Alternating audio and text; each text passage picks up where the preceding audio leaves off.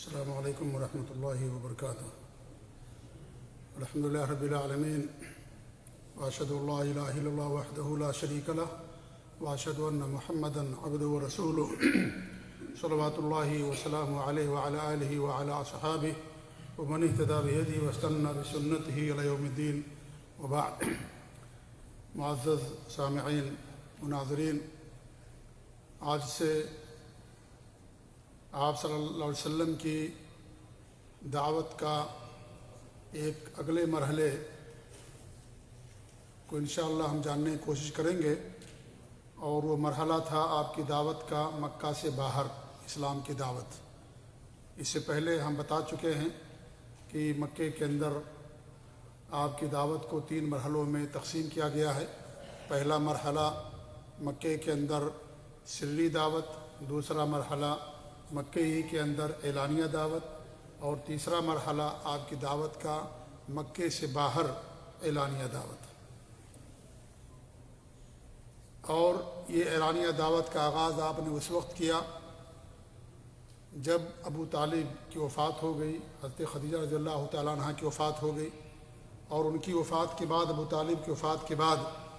قریش نے اللہ کے رسول صلی اللہ علیہ وسلم کو تکلیفیں زیادہ پہنچانا شروع کر دیا، جس کی وجہ سے آپ نے طائف جانے کا ارادہ فرمایا کہ شاید بنو ثقیف کے لوگ ایمان لے آئیں، کیونکہ طائف کے اندر جو لوگ رہتے تھے وہ بنو ثقیف کے لوگ تھے۔ تو اس ارادے سے کہ شاید وہاں کے سرداران اور وہاں کے لوگ اسلام کی دعوت قبول کر لیں، جس سے انہیں کافی مدد ملے گی، تو اس ارادے سے آپ نے طائف کا سفر کیا۔ طائف کا آپ کا سفر حضرت خدیجہ کی وفات کے 3 ماہ بعد ماہ شوال میں آپ نے کیا، اور یہ طائف جیسا کہ آپ لوگوں کو معلوم ہے کہ مکے سے تقریباً 75 کلومیٹر دور ہے۔ یہ مسافت آپ نے پیدل طے کیا تھا۔ آپ کے ساتھ آپ کے غلام زید بن حارثہ رضی اللہ تعالیٰ عنہ تھے۔ راستے میں جس قبیلے سے گزر ہوتا آپ اسے اسلام کی دعوت دیتے، لیکن کسی نے اسلام کی دعوت قبول نہیں کی۔ اور جب آپ طائف پہنچے تو طائف کے اندر جتنے بھی قبیلے تھے، قبیلوں کے سرداران تھے، سب کے پاس آپ گئے اور سب کو آپ نے اسلام کی دعوت دی۔ طائف میں آپ نے بعض روایتوں کے مطابق 10 دنوں تک قیام فرمایا، اور بعض روایتوں کے مطابق آپ نے 1 مہینہ وہاں قیام کیا، اور اس قیام کے دوران آپ طائف کے ہر قبیلے کے سردار کے پاس گئے اور آپ نے ان کو اسلام کی دعوت دی، لیکن کسی نے بھی آپ کی اسلام کی دعوت کو قبول نہیں کیا، بلکہ الٹا انہوں نے مذاق اڑایا، تمسخر کیا۔ کسی نے تو یہاں تک کہا کہ اللہ کے علاوہ آپ کو کوئی نہیں ملا تھا نبی بنانے کے لیے۔ کسی نے کچھ کہا، کسی نے کچھ کہا، آپ نے صبر کیا، اور اس طریقے سے آپ نے تقریباً 1 ماہ یا 10 دنوں تک آپ نے وہاں قیام کیا۔ یہی نہیں بلکہ ان لوگوں نے آپ کے پیچھے اوباشوں کو لگا دیا، گنڈوں کو لگا دیا، اور جب آپ وہاں سے نکلے تو ان لوگوں نے آپ پر بدزبانی بھی کی، طعنے بھی کسے، اور ساتھ ہی ساتھ آپ کو پتھروں سے مار کر لہو لہان بھی کیا۔ آپ کے ساتھ زید بن حارثہ رضی اللہ تعالیٰ عنہ تھے، جو ڈھال کے طریقے سے آپ کا دفاع کرتے تھے، انہیں بھی کافی چوٹ آئی، اور آپ صلی اللہ علیہ وسلم کو بھی کافی جسم سے خون نکلا، یہاں تک کہ آپ کے قدم مبارک کے اندر جوتی کے اندر خون جا کر کے جم گیا، اور آپ نڈھال ہو گئے۔ اور وہاں طائف سے 3 کلومیٹر دوری پر ایک باغ تھا، اس باغ میں آپ نے جا کر کے پناہ لی، اور جب آپ باغ کے اندر داخل ہو گئے تو جو بھیڑ آپ کے ساتھ تھی وہ تتر بتر ہو گئی، اور یعنی وہ وہاں سے بھاگ گئی۔ آپ اندازہ لگائیں کہ 3 کلومیٹر تک ان اوباشوں نے، گنڈوں نے اور ان دشمنوں نے ہمارے نبی صلی اللہ علیہ وسلم کو کا پیچھا کیا، اور 3 کلومیٹر تک آپ پر پتھروں کی بارش کرتے رہے، اور آپ پر جملے کستے رہے، طعنہ دیتے رہے، اور آپ نے کس طریقے صبر کیا، آپ اس کا اور ہم اندازہ نہیں لگا سکتے۔ باغ میں آپ نے جا کر کے وہاں قیام کیا، تو اس باغ کا جو مالک تھا اسے تھوڑا سا ترس آیا، اور اس نے اپنے غلام جس کا نام عداس تھا، نصرانی تھا وہ، اسے کہا کہ جاؤ اس شخص کو انگور کا ایک گچھا دے آؤ۔ وہ انگور کا گچھا لے کر کے آپ کے پاس جاتا ہے، آپ نے اسے لیا اور بسم اللہ کہہ کر کے کھانا شروع کیا۔ تو اس نے کہا کہ ہاں کہ لوگ بسم اللہ تو نہیں کہتے ہیں۔ تو آپ نے پوچھا تم کون ہو؟ کہا میرا نام عداس ہے اور میں نصرانی ہوں اور میں نینوا کا رہنے والا ہوں۔ تو آپ نے فرمایا کہ تم مرد صالح یونس بن متہ کے شہر کے ہو۔ اللہ رب العالمین نے شہر نینوا میں جو نبی بھیجا تھا ان کا نام تھا یونس علیہ السلام۔ تو آپ نے کہا کہ تم مرد صالح نیک انسان یونس بن متہ کے شہر کے ہو۔ تو اس نے کہا کہ آپ کو کیسے معلوم یونس بن متہ کے بارے میں؟ تو آپ نے فرمایا کہ وہ بھی اللہ کے نبی تھے، میں بھی اللہ کا رب العالمین کا نبی ہوں۔ جب اس نے بات سنی تو اس نے آپ کو بوسہ دیا، آپ کی پیشانی کو اور آپ کے ہاتھ کو چوما، اور جو باغ کا مالک تھا اس نے کہا کہ لگتا ہے کہ ہمارے غلام پر بھی اس کا جادو چل گیا ہے۔ اور جب وہ غلام واپس آیا تو اس مالک نے پوچھا کیا بات؟ اس نے کہی کہ تم نے اس کے ہاتھ کو بوسہ دیا، پیشانی کو بوسہ دیا۔ تو اس نے کہا کہ اس روئے زمین پر ان سے افضل کوئی شخص نہیں ہے، یہ اللہ تعالیٰ کے نبی ہیں۔ تو مالک نے کہا کہ تمہارا دین اس کے دین سے بہتر ہے تو اپنے دین پر قائم رہو۔ تو یہ واقعہ وہاں پر یہ پیش آیا جب آپ صلی اللہ علیہ وسلم نے طائف کا سفر کیا اور طائف کے لوگوں کو آپ نے جا کر کے اسلام کی دعوت دی۔ اس کی تفصیل صحیح بخاری کے اندر موجود ہے۔ عائشہ رضی اللہ تعالیٰ عنہا سے وہ کہتی ہیں کہ انہوں نے ایک دن اللہ کے رسول صلی اللہ علیہ وسلم سے دریافت کیا کہ آپ پر کوئی ایسا دن آیا ہے جو احد کے دن سے زیادہ سنگین ہو؟ یعنی احد میں آپ کو بھی تکلیف پہنچائی گئی تھی، آپ کی پیشانی مبارک کو چوٹ آئی، آپ کے دندان مبارک شہید کیے گئے۔ تو حضرت عائشہ نے سوال کیا کہ کیا احد سے زیادہ بھی کبھی آپ کو کوئی تکلیف پہنچی ہے دعوت کے راہ میں؟ تو انہوں نے کہا کہ ہاں، تمہاری قوم سے جن جن مصائب کا میں نے سامنا کیا ان میں سب سے سنگین مصیبت وہ تھی جس سے میں گھاٹی کے دن دوچار ہوا۔ اور یہاں گھاٹی کے دن سے مراد طائف کا دن مراد ہے، کیونکہ طائف کے لوگ پہاڑیوں کے درمیان رہتے تھے، تو یہ مراد ہے۔ وہ کہتے ہیں کہ جب میں نے اپنے آپ کو عبد لیل بن عبد کلال کے صاحبزادوں پر پیش کیا، یہ لوگ طائف کے سردار تھے، لیکن اس نے میری بات منظور نہ کی، تو میں غم و علم سے نڈھال اپنے رخ پر چل پڑا اور مجھے قرن ثعالب پہنچ کر کے افاقہ ہوا۔ یعنی جو لوگوں نے مجھے تکلیف پہنچائی تو اس تکلیف سے مجھے افاقہ کب ہوا؟ جب میں قرن ثعالب پہنچا۔ قرن ثعالب کیا ہے؟ یہ قرن منازل، جہاں ہم اور آپ لوگ جب عمرہ کرنے جاتے ہیں، حج کرنے، جہاں احرام باندھتے ہیں اسے قرن منازل کہا جاتا ہے۔ تو وہاں جا کر کے مجھے افاقہ ہوا، کچھ راحت ملی۔ میں نے اپنا سر اوپر اٹھایا تو کیا دیکھتا ہوں کہ بادل کا ایک ٹکڑا مجھ پر سایہ فگن ہے۔ میں نے بغور دیکھا تو اس میں جبریل علیہ السلام تھے۔ انہوں نے مجھے پکار کر کہا کہ آپ کی قوم نے آپ سے جو بات کہی ہے اللہ رب العالمین نے اسے سن لی، اب اس نے آپ کے پاس پہاڑوں کا فرشتہ بھیجا ہے تاکہ آپ ان کے بارے میں جو حکم چاہیں دیں۔ اس کے بعد پہاڑوں کے فرشتے نے آپ صلی اللہ علیہ وسلم کو آواز دی اور سلام کرنے کے بعد کہا کہ محمد صلی اللہ علیہ وسلم، اللہ نے مجھے بھیجا ہے، اگر آپ کا حکم ہو تو ان لوگوں کو دو پہاڑوں کے درمیان کچل کر کے رکھ دیا جائے۔ ہمارے نبی نے کہا نہیں، مجھے اللہ تعالیٰ کی ذات سے امید ہے کہ ان کی نسلوں میں سے ایسے لوگوں کو پیدا کرے گا جو صرف اللہ تعالیٰ کی عبادت کریں گے اور اس کے ساتھ کسی کو شریک نہیں ٹھہرائیں گے۔ اتنی تکلیف دینے کے باوجود بھی ہمارے نبی نے صبر کیا، اخلاق سے کام لیا، اور بجائے اس کے کہ آپ ان کے لیے اللہ تعالیٰ سے عذاب کا مطالبہ کرتے، آپ نے ان کے لیے اللہ تعالیٰ سے دعا کی اور اللہ تعالیٰ سے رحمت کی امید رکھی، اور کہا کہ نہیں، انہیں تکلیف نہ دو، انہیں رہنے دو، اور مجھے اللہ کی ذات سے امید ہے کہ اللہ تعالیٰ ان کی نسلوں سے ایسے لوگوں کو پیدا کرے گا جو صرف اللہ تعالیٰ کی بات کریں گے۔ پہاڑوں کا فرشتہ اور جبریل امین کے آنے سے آپ کو تھوڑی سی تسلی ہوئی، کیونکہ اس سے آپ کا جو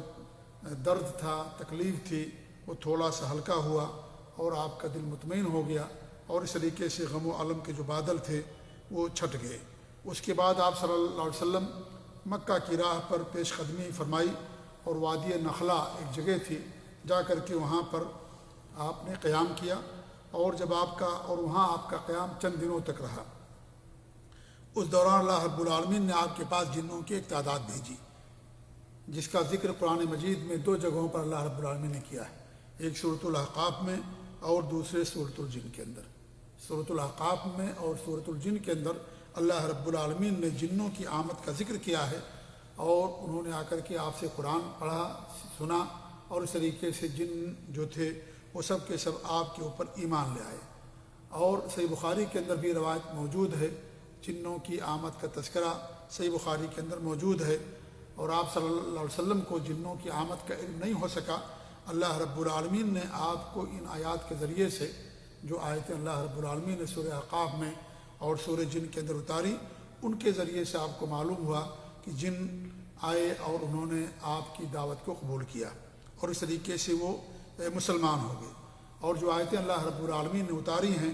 ان آیتوں کے اندر آپ کی دعوت کی کامیابی کی بشارتیں موجود تھیں، اور اس بات کی وضاحت بھی تھی کہ کائنات کی کوئی بھی طاقت اس دعوت کی کامیابی کی راہ میں حائل نہیں ہو سکتی، اور یہ دعوت دنیا کے چپے چپے کے اندر اور دنیا کے کونے کونے کے اندر پہنچے گی۔ ان بشارتوں کے سامنے غم و عالم اور جو آپ کو کچھ غم تھا، تکلیف تھی، وہ سارے بادل چھٹ گئے، اور جو طائف سے نکلتے وقت لوگوں نے گالیاں دی تھیں اور آپ کو تکلیفیں پہنچائی تھیں، وہ ساری کی ساری چیزیں اس کی وجہ سے ختم ہو گئی، اور آپ نے عزم مصمم کر لیا کہ اب مکہ پلٹنا ہے اور نئے سرے سے تبلیغ رسالت کے کام میں گرم جوشی سے لگ جانا ہے۔ آخر اللہ کے رسول صلی اللہ علیہ وسلم وہاں سے روانہ ہوئے اور مکہ کے قریب کوہ حرا میں ٹھہر گئے، اور آپ نے زید بن حارثہ نے کہا، اللہ کے رسول صلی اللہ علیہ وسلم آپ دوبارہ ان کے پاس کیسے جائیں گے؟ جب آپ مکہ سے باہر نکل گئے تو دوبارہ آپ ان کے پاس کیسے جائیں گے؟ تو آپ نے کہا کہ اللہ رب العالمین کوئی نہ کوئی راستہ ضرور پیدا کرے گا، یقین رکھو اللہ تعالیٰ اپنے دین کی مدد کرے گا اور اپنے نبی کو دنیا کے اندر غالب کرے گا، لہذا اللہ رب العالمین کوئی نہ کوئی راستہ نکالے گا۔ آپ نے ایک آدمی کے ذریعے سے مکے کے اندر کچھ لوگوں کے پاس پیغام بھیجا کہ آپ لوگ مجھے پناہ دے دیں اور میں مکے کے اندر آنا چاہتا ہوں، تو لوگوں نے انکار کر دیا۔ ایک شخص تھے جن کا نام تھا مطعم بن عدی، ان کے پاس آپ نے پیغام بھیجا تو انہوں نے آپ کو امان دے دیا اور مکے کے اندر اعلان کر دیا کہ میں نے محمد صلی اللہ علیہ وسلم کو پناہ دے دی ہے، لہذا اب انہیں کوئی نہ چھیڑے۔ اس کے بعد آپ زید بن حارثہ کے ساتھ مکے کے اندر تشریف لائے۔ سب سے پہلے خانہ کعبہ کے پاس گئے، حجر اسود کو آپ نے چوما اور طواف کیا، اور اس طریقے سے آپ پھر اپنے گھر تشریف لے گئے، اور آپ صلی اللہ علیہ وسلم نے مطعم بن عدی نے جو آپ کے ساتھ اس نے سلوک کیا، آپ نے کبھی اسے فراموش نہیں کیا۔ اور صحیح بخاری کے اندر آتا ہے کہ جب آپ کو اللہ رب العالمین نے غزوہ بدر میں فتح دی اور جو قیدی لائے گئے مشرکین کے، تو آپ نے فرمایا تھا اگر مطعم بن عدی ہوتے اور ان کے بارے میں مجھ سے بات کرتے تو میں ان سب کو آزاد کر دیتا، کیونکہ مطعم بن عدی نے میرے ساتھ اس نے سلوک کیا تھا اور مکہ میں آنے کے لیے مجھے پناہ دی تھی۔ تو یہ آپ کے ساتھ طائف کے سفر میں اس طرح کا واقعہ آپ کے ساتھ پیش آیا کہ آپ کی دعوت پر کسی نے لبیک نہیں کہا، کہ آپ نے دعوت نہیں قبول کی، اور الٹا آپ کو لوگوں نے ستایا، مارا اور لہو لہان کیا۔ اس واقعے کے اندر ہمارے لیے بہت سارے دروس موجود ہیں، بہت ساری عبرتیں اور نصیحتیں موجود ہیں۔ سب سے پہلی بات تو یہ ہے کہ آپ کا طائف کے سرداروں کے پاس جانا اس حقیقت کا اظہار تھا کہ جو قوم کے سربراہ ہوتے ہیں، سردار ہوتے ہیں، ان کو دعوت دینا بے حد اہم ہوتا ہے، کیونکہ جو عوام الناس ہوتے ہیں وہ سرداروں کے پیچھے پیچھے چلتے ہیں، اور اگر سردار اسلام قبول کر لیں تو ان کی جو رعایا ہوتی ہے، ان کے پیچھے چلنے والے ہوتے ہیں، وہ بھی اسلام کو اور دعوت کو قبول کر لیتے ہیں۔ اس لیے آپ نے طائف کا سفر کیا اور وہاں کے سرداروں کو اسلام کی دعوت دی۔ دوسری بات کہ آپ کا جو صبر تھا اور آپ کا جو اخلاق عالیہ تھا، اس کی ادنا سی جھلک ہمیں ملتی ہے کہ طائف والوں نے آپ کو کتنا ستایا، مار مار کر کے لہو لہان کر دیا، اور جوتی مبارک کے اندر آپ کے خون جم گئے، لیکن اس کے باوجود بھی آپ نے ان کے لیے بد دعا نہیں فرمائی، بلکہ آپ نے ان کے لیے ہدایت کی دعا کی، اور اللہ تعالیٰ سے عذاب کے بجائے ان کے لیے رحمت کی دعا کی، اور یہ سارے لوگ فتح مکہ کے وقت مسلمان ہو گئے، پوری طائف کی بستی سارے لوگ مسلمان ہو گئے۔ یہ آپ کے اخلاق کا اور آپ کے صبر کا نتیجہ تھا، اللہ تعالیٰ کی رحمت اور اس کا کرم تھا کہ سارے کے سارے لوگ جنہوں نے آپ کو ستایا، مارا اور پیٹا، وہ سارے کے سارے لوگ مسلمان ہو گئے۔ تیسری بات یہ ہے کہ آپ کی رسالت صرف انسانوں کے لیے نہیں ہے بلکہ آپ کی رسالت جنوں کے لیے بھی ہے۔ آپ رحمت للعالمین ہیں، اور دنیا کے اندر جہاں انسان بستے ہیں وہیں جن بھی بستے ہیں، اس لیے آپ کی رسالت صرف انسانوں کے لیے نہیں بلکہ آپ جہاں انسانوں کے نبی تھے وہیں آپ جنوں کے بھی نبی تھے۔ اس طریقے سے چوتھی بات یہ ہے کہ جنوں کے ایمان لانے میں آپ کے لیے بڑی تسلی تھی، اور آپ کو زیادہ یقین ہو گیا کہ اللہ تعالیٰ ان کو بیار و مددگار نہیں چھوڑے گا۔ اگر زمین والے انسان روگردانی کرتے ہیں اور آپ کی دعوت قبول نہیں کرتے ہیں تو اللہ تعالیٰ کی دیگر مخلوق ہیں جو آپ کی دعوت قبول کرنے کے لیے تیار ہیں اور آپ پر ایمان لاتے اور آپ کا ساتھ دیتے ہیں۔ ایسے ہی زمانہ جاہلیت کے اندر جو پناہ دی جاتی تھی، آج کے دور میں اس کی وہی حیثیت ہے جو سیاسی پناہ کی ہے۔ جو سیاسی پناہ کی حیثیت ہے وہی حیثیت زمانہ جاہلیت کے اندر تھی کہ کوئی بھی آدمی اگر کسی کو پناہ دے دیتا تھا تو پھر اس پر کوئی ہاتھ نہیں اٹھاتا تھا اور کوئی اس کو نہیں چھیڑتا تھا۔ جیسے آج سیاسی پناہ ہوتی ہے کہ کوئی آدمی کسی ملک کے اندر سیاسی پناہ لے لیتا ہے تو اس ملک کے لوگ اس کی حفاظت کرتے ہیں اور کوئی ان پر ہاتھ نہیں اٹھاتا ہے اور نہ کوئی ان کو وہاں سے نکالتا ہے۔ تو وہی صورتحال اس زمانے میں پناہ کی تھی کہ جب کوئی آدمی کسی کو پناہ دے دیتا تھا تو سارے لوگ ان کا ساتھ دیتے تھے۔ ایسے ہی اس کے اندر جو اسلام کی دعوت لوگ دیتے ہیں، جو علماء ہیں، دعات ہیں، ان سب کے لیے ایک بڑا درس ہے کہ جو مدعو ہیں جنہیں ہم دعوت دیتے ہیں ان کا کتنا ہی ظلم کیوں نہ ہو، وہ کتنا ہی آپ کے ساتھ برا سلوک کریں، کبھی ان کے لیے بد دعا نہیں کرنا چاہیے، بلکہ ان کے برے سلوک کا جواب انسان کو صبر سے، اخلاق سے دینا چاہیے، کیونکہ صبر کا نتیجہ ہمیشہ میٹھا ہوتا ہے اور بڑا مثبت نتیجہ ہوتا ہے۔ کبھی کیونکہ وہ جاہل ہوتے ہیں، ان کے پاس علم نہیں ہوتا، تو ایسا نہیں ہونا چاہیے کہ اگر وہ آپ کے ساتھ ظلم کریں، آپ کو مارے پیٹے، تو آپ بھی ان پر ظلم کریں، آپ بھی ان کو مارے پیٹے نہیں، بلکہ ہمیں چاہیے، علماء اور دعات کو چاہیے، طلباء کو چاہیے کہ وہ صبر کریں، کیونکہ صبر کا نتیجہ ہمیشہ اچھا ہوتا ہے اور مثبت نتیجہ ہوتا ہے۔ اس طریقے سے دعوت کی راہ میں جو مشکلات آتی ہیں ان پر انسان کو صبر کرنا چاہیے، اور مشکلات آئیں گی۔ حضرت لقمان علیہ السلام نے بھی نصیحت کی تھی اپنے بیٹے کو، وَاصْبِرْ عَلَىٰ مَا أَصَابَكَ، کہ جو تمہیں دعوت کی راہ میں تکلیف پہنچے اس پر صبر کرنا۔ اللہ رب العالمین نبیوں کو صبر کی تلقین کی کہ صبر کریں، کیونکہ صبر کا نتیجہ ہمیشہ اچھا اور میٹھا ہوتا ہے۔ تو یہ صبر بہت بڑا ہتھیار ہے اور انسان کی بہت بڑی دعوت ہے، بہت بڑی طاقت ہے، خاص طور سے علماء اور دعات کے لیے۔ اس طریقے سے اخلاق بھی بہت بڑی طاقت ہے، اور حسن اخلاق کا نتیجہ ہمیشہ مثبت ہوتا ہے۔ آپ نے دیکھیں کس قدر لوگوں نے ستائے لیکن آپ نے صبر کیا، اچھے اخلاق سے پیش آئے۔ مکہ والوں نے کس قدر آپ کو تکلیفیں پہنچائیں، جب اللہ رب العالمین نے آپ کو کنٹرول اور غلبہ دیا، مکہ آپ نے فتح کیا، تو آپ نے سب کو معاف کر دیا، کسی کے لیے آپ نے بد دعا نہیں فرمائی بلکہ سب کو آپ نے معاف کر دیا۔ تو اخلاق دعوت کے لیے بہت عظیم ہتھیار ہے، صبر بہت عظیم ہتھیار ہے۔ یہ ساری چیزیں آپ کی دعوت اور آپ کی سیرت سے ہمیں ملتی ہیں۔ اللہ تعالیٰ سے دعا کہ اللہ رب العالمین ہمیں اخلاق عالیہ عطا فرمائے، اللہ تعالیٰ ہم سب کو صبر کی توفیق دے، اور نبی اکرم صلی اللہ علیہ وسلم کی سیرت کو اور آپ کے اخلاق کو اللہ تعالیٰ ہمیں اپنانے کی توفیق دے، آمین۔ جزاکم اللہ خیر، وصلی اللہ علی نبینا محمد وعلی آلہ وصحبہ اجمعین، والسلام علیکم ورحمۃ اللہ وبرکاتہ۔